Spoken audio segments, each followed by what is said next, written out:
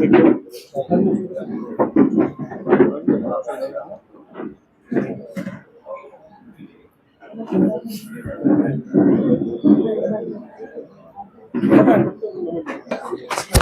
तुम्ही स्वतः social worker आहात. आता जो सांगितला सगळ्यात गोष्टीचा प्रकार आहे पॉसिबल बिल्डर अशा किती बिल्डर त्यांच्याकडे ओसी नाही पण लोकांना सदरपणे घरं विकली जातात. किती मोठा हा भ्रष्टाचार आहे आणि ह्याच्यावरती प्रशासन आणि नगर रचना विभाग का त्याच्यावरती अंकुश लावत नाही? जसं आपण बोलतात मुंबईमध्ये राहायचं तो मराठी येणं गरजेचं आहे. तसंच जर महाराष्ट्रामध्ये बिल्डरला काही बर कन्स्ट्रक्शन करायचे आणि फ्लॅट विकायचे तो मोफाचं पालन करणे ते गरजेचे आहे. हे मोफा 1963 मध्ये आपल्या महाराष्ट्रामध्ये लागू झालेलं आहे. तर मोफामध्ये काय प्रोव्हिजन सेक्शन 3 मध्ये काय बोललेलं आहे बिल्डरला हे बिल्डिंग जो बांधतात बिल्डर ते बिल्डिंग बांधल्यानंतर पोझिशन द्यायचं नाही जोपर्यंत ओसी भेटत नाही. तरी ओसवाल बिल्डरचा जे काय प्रोजेक्ट आहे आपण ओसवाल ऑर्नेट बघा, ओसवाल पॅराडाईज बघा, आशादीप असे ओसवाल ऑर्बिट असे प्रत्येक खूप म्हणजे त्यांचे प्रोजेक्ट आहे. याच्यात त्यांनी एकही प्रोजेक्टमध्ये ओसी न घेता परस्पर त्यांनी लोकांना पोझिशन दिलंय. आता पोझिशन का दिलं त्यांनी? कारण त्यांनी त्या बिल्डिंगमध्ये इलिगल बांधकाम केलं होता. का केला होता आणि करून त्यांनी त्यांचे आर्किटेक्टवर ते भांडं फोडाय ते बाबा त्या आर्किटेक्टने मला हे केलेले फसवणूक केलेली आर्किटेक्टने. आणि आर्किटेक्ट जीवित पण नाहीये. जेव्हा ते आर्किटेक्ट जीवित होता त्यांनी स्वतःहून नगर रचनामध्ये जाऊन त्यांनी 2008ला हे स्पष्ट सांगितलेलं होतं टाउन प्लॅनिंग मध्ये की हे अनधिकृत बांधकाम मी नाही केलेलं आहे. हे अनधिकृत बांधकाम मी नाही केलेलं आहे ते स्वतः बिल्डरने केलेलं आहे. तसा बोलून त्याने नगर रचनामध्ये राजीनामा पण दिलेला होता. ते पेपर पण आमच्याकडे आहे. आता ऑस्वल की असे किती विकासक आहेत ज्या मीरा मध्ये असा व्यवहार करतात आणि अशी कामं करतात? सौमध्ये 90% विकास करणं असंच केलेलं आहे. ओसी घेतलेली नाही आहे, परस्पर पोझिशन दिलेलं आहे लोकांना. का दिलेलं आहे? कारण ते ओसी घेण्यासाठी जेव्हा ते जातात टाउन प्लॅनिंग मध्ये तर ते अनधिकृत बांधकाम जो केलेलं आहे ते समोर येतात आणि त्याला ओसी भेटणार नाहीये. कारण ते लोक काय करतात बिना ओसी पोझिशन देतात. असा मी बोलले तोच मी दाखवलेला होता याच्या अगोदर पण ते मोफाचा सेक्शन 3 मध्ये स्पष्ट लिहिलेलं आहे ओसी न घेता पोझिशन द्यायचं नाहीये. आणि जर दिला तो काय होणार ते ऑफेन्स होणार मोफामध्ये. ते एक पार्ट झाला. आता दुसरा पार्ट काय झालेला आहे? दुसरा पार्ट काय आहे सेक्शन 4 मध्ये महाराष्ट्र गव्हर्नमेंटनी ऑब्लिगेशन टाकलेलं आहे बिल्डरवर की तू जेव्हा ते अग्रीमेंट तू एक्झिक्यूट करणार आहे ते अग्रीमेंट कसा एक्झिक्यूट करणार आहे त्याचा एक फॉर्मेट दिलेला होता. ते फॉर्मेटमध्ये फॉर्म 5 मध्ये काही स्टॅट्युटरी ऑब्लिगेशन ते टाकलेले होतं महाराष्ट्र गव्हर्नमेंटनी. काय आहे ते फॉर्म 5 मध्ये खूप हे इथे लिहिलेलं आहे कोणकोणते पॅराग्राफ ते चेंज करू शकत नाही. तसं ते लिहिलेलं आहे पॅराग्राफ नंबर 1, 2, 3, 4, 5, 6, 7, 8, 10, 11, 13 और 12 हे ते चेंज करू शकत नाही. याच्यात पॅराग्राफ नंबर 1 मध्ये काय आहे हे स्पष्टपणे लिहिलेलं आहे ते बिल्डरनी जो डिस्क्लोज केलेला नाहीये. म्हणजे आता मला एक थोडक्यामध्ये बोलू तो एक त्यांनी लेआउट परमिशन घेतलेली. ते लेआउट मध्ये 10 बिल्डिंग होती, 10 बिल्डिंग होती. ते 10 बिल्डिंग त्यांनी बनवली. आता 20 वर्षानंतर UDCPR आला. आता त्याला परत एक गार्डन मध्ये 1-2 टावर उभा करायचा आहे तर ते करू शकतात का? तो मोफा सांगतात ते नाही करू शकत. का नाही करू शकत? कारण मोफामध्ये सेक्शन 3 मध्ये लिहिलेलं आहे की त्यावेळी जेव्हा ते प्लॅन पास करून घेतलेला होता तिथं पोटेन्शियल किती होता ते प्लॉटच्या तो अंदाजन मी बोलतोय पोटेन्शियल त्यावेळी 10,000 होता. ओसवाल बिल्डरला तुम्ही कंप्लेंट केल्यानंतर त्यांना अटकही करण्यात आली. नंतर ते काही दिवसांनी जामिनावरतीही सुटलेले आहेत.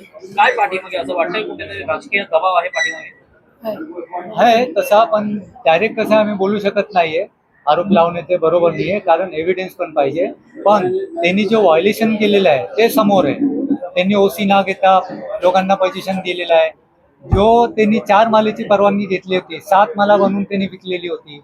आणि 18 सालपर्यंत त्यांनी ते रेग्युलराईज केला नाहीये. आता 18 वर्षानंतर ते बोलतात आता मी ते इलिगल जेव्हा दुकाने खरेदी केलेली आहे ते दुकान मी तोडून जो 4 मीटर येतं ते साईड मार्जिन ते वाढणार आहे मी आणि आम्हाला ते कन्सेंट द्या म्हणून. तुम्ही ह्या बिल्डरच्या विरोधामध्ये तुमच्या सोबत असलेली मंडळी आता आंदोलनामध्ये बसणार आहात. मीरा भाईंदर शहरामध्ये समजा कोण अशी कुठली व्यक्ती जरा विकासाकडे घर विकत घ्यायचं असेल तर त्यांनी कोणती काळजी घ्यावी? काळजी हे घ्यायची आहे की त्यांनी जो प्लॅन अप्रूव्ह घेतलेला आहे ते प्लॅन मध्ये किती बिल्डिंग होती, किती त्याच्या पर्पोशनेट एरिया आहे, ते पर्पोशनेट एरिया परमिसेबल बिल्टअप एरिया त्यांनी तुमच्या ॲग्रीमेंटमध्ये लिहिलेलं आहे की नाही ते बघायचं आहे. जर ह्याच्यात 10,000 लिहिलेलं आहे आणि प्लॅन मध्ये पण 10,000 आहे तो बघायचा ते जे नाही लिहिलेला आहे तो सही करायची नाही. त्यांनी आमच्या बरोबर तोच केलेला आहे. 2005 मध्ये त्यांनी परमिशन घेतलेली तेव्हा ते 8,000 परमिसेबल बिल्टअप एरिया था. आज त्यांनी 3 टावर बांधकाम केलेलं आहे. आता बिल्टअप एरिया झालेला आहे 22,000. तर आम्ही तर परवानगी दिलेली नाही होती तर त्यांनी कसं काय घेतला बिना परवानगी, कन्सेंट घेतला नाही काही नाही. में आपके क्या मुद्दे हैं और क्या कहना चाहेंगे आप हमारे माध्यम से? ये पत्रकार परिषद जो मैंने बुलाया था उसका मेन मकसद था जो मीरा भाईंदर म्युनिसिपल कॉरपोरेशन में जो इसके विभिन्न विभाग हैं जैसे कि नगर रचना, फायर डिपार्टमेंट और आपका डिप्टी रजिस्ट्रार का जो हाउसिंग सोसाइटी है उनके अंदर जो करप्शन चल रहा है, यहाँ के कुछ गिने चुने बिल्डर और यहाँ के जो विकास पुरुष है उनके मिली भगत में, उसी के संदर्भ में मैंने ये प्रेस कॉन्फ्रेंस बुलाया था। मेरा मुद्दा था ओसवाल से रिलेटेड, क्या कि ये मैं 3 साल से लड़ रहा हूँ। ये चीज़ों को जितने भी इसके दौरान जितने भी UDCPR मोफा को उल्लंघन किया गया है, जैसे कि कंसेंट है, ये कंसेंट क्या बोलता है, हर मेंबर का कंसेंट चाहिए, वो भी प्रायर कंसेंट, ना कि आपने के टाइम में पहले लिया वो। ये क्या बोलता है, जब आप एग्रीमेंट में हर चीज का डिस्क्लोजर होना आवश्यक है, जो कि नहीं होता है। जस्ट एक कंसेंट ले लिया जिसका सुप्रीम कोर्ट का आदेश है, हाई कोर्ट के जजमेंट क्लियरली कहा ये मान्य नहीं होता। कंसेंट की बात की है वो भी जा रही है। फिर बहुत सारे प्रोजेक्ट जो है विदाउट TILR के पास किए जा रहे हैं, जिसका मैंने प्रेस कॉन्फ्रेंस में व्याख्या किया ही है। जैसे हमारा ये प्रोजेक्ट है जिसमें TILR के बगैर पास किया गया था, और जब आज से 2 साल पहले 90 दिन का मोहलत दिया गया था, वो 2 साल हो गया, अभी तक वो 90 दिन का मोहलत खत्म नहीं हुआ है और आज भी TILR नहीं पर उनको स्टॉप वर्क नहीं दिया जा रहा है। मैंने अस्मिता के बारे में कहा था, जो अस्मिता को पहले रिजेक्ट किया गया था TILR के नाम पे, बाद में अचानक 15 दिन में कौन सी उनको दिव्य दृष्टि प्राप्त हुई और उसको पारित कर दिया गया। और यहाँ पे इस चक्कर में क्या हो रहा है, बहुत सारे डेवलपरों ने कन्विंस नहीं किया है, और कन्विंस नहीं करने की वजह से क्या है, वो उस वक्त 1 FSI में डेवलप हो रहा था। आज UDCPR आने के बाद यहाँ का जो DCR रूल के तहत यहाँ का डेवलपमेंट काफ़ी बढ़ चुका है। तो सारे डेवलपर क्या चाह रहे हैं, जो वो UDCPR के तहत जो डेवलपमेंट राइट्स बढ़ा है वो खुद लूट ले, और इसमें इनको क्लियर कट सपोर्ट यहाँ के नगर रचना और कमिश्नर का मिल रहा है। यहाँ तक कि मैं कुछ दिन पहले फायर डिपार्टमेंट से मिला था, उनको बोला था मैंने, जो सर UDCPR कहता है जो 6 metre marginal distance from boundary पे आप पोडियम परमिशन दे सकते हो, लेकिन यहाँ पे 1.5 और 0 मार्जिन पे फायर परमिशन मिल रहा है। जब मैंने ये बात की उनसे, वो मुझे कल की बात है, वो मुझे बता रहे हैं कि अगर ऐसा करेंगे तो हम तो मतलब यहाँ पे कोई बिल्डिंग बनेगी ही नहीं। हमने बोला सर UDCPR का पालन करना किनका काम है, आपका काम है ना। अगर 20 माले की नहीं बनेगी 7 माले की बनेगी, आप लोगों के लाइफ को क्यों रिस्क में डाल रहे हो। उनके पास कोई जवाब नहीं है। जब उनसे डॉक्यूमेंट्स मांगते हैं तो डॉक्यूमेंट्स भी वो हमारे साथ शेयर नहीं करते हैं। तो ये हाल है। अभी जब मैंने आर्किटेक्ट का ये फिजिबिलिटी रिपोर्ट मिला मुझे, उसमें जब देखा तो मुझे पता चला जो यहाँ पे करप्शन चरम पे पहुंच चुका है। यहाँ पे एक मिसलेनियस फिगर है जिसमें बताया गया है जो 400 रुपीज पर स्क्वायर फीट यहाँ के नगर रचना लेते हैं, वो आर्किटेक्ट का कहना था। 400 पर स्क्वायर फीट मतलब समझिए अगर 1 लाख का भी डेवलपमेंट हुआ तो सीधा वहां पे 4 करोड़ का कमीशन आता है।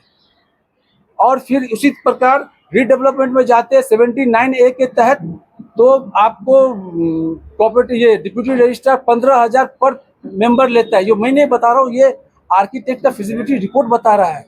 तो ये कहाँ जाता है, किसके पॉकेट में जा रहा है, किसके पॉकेट से लिया जाता है ये पैसा?